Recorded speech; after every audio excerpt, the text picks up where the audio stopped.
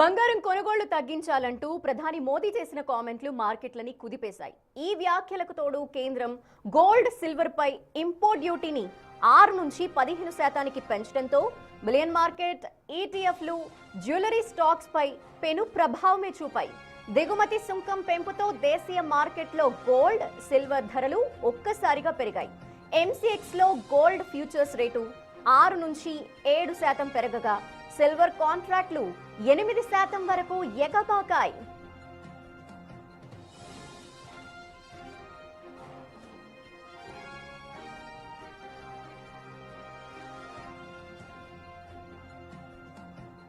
బంగారం భారీగా దిగుమతి చేసుకునే దేశాల్లో భారత్ కూడా ఒకటి. ఇందుకోసం డాలర్ల రూపంలో చెల్లించాల్సి రావడంతో రూపాయి విలువ భారీగా పతనమవుతోంది.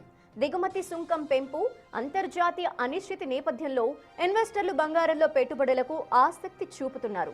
ఫలితంగా గోల్డ్ రేట్ గణనీయంగా పెరుగుతోంది.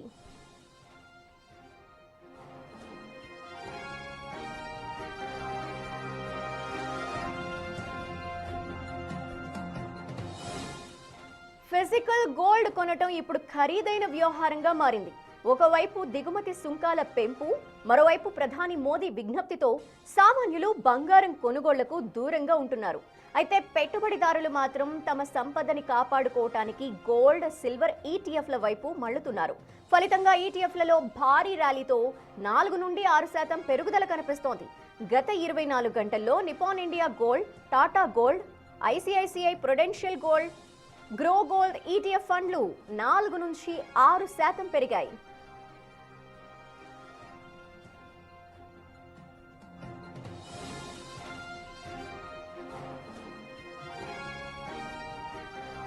బంగారంతో పాటు వెండి, ఎక్స్చేంజ్ ట్రేడెడ్ ఫండ్స్ కూడా ఇన్వెస్టర్లని ఆకర్షిస్తున్నాయి. సిల్వర్ ఈటీఎఫ్లలోనూ కొనుగోళ్ల జోరు కనిపిస్తోంది. Tata silver, Nippon India silver, HDFC silver ఈటీఎఫ్లు బలంగా పుంజుకున్నాయి. ఎంసీఎక్స్ మార్కెట్లో వెండి ఫ్యూచర్స్ ధరలు పెరగడం వీటికి కలిసొచ్చింది.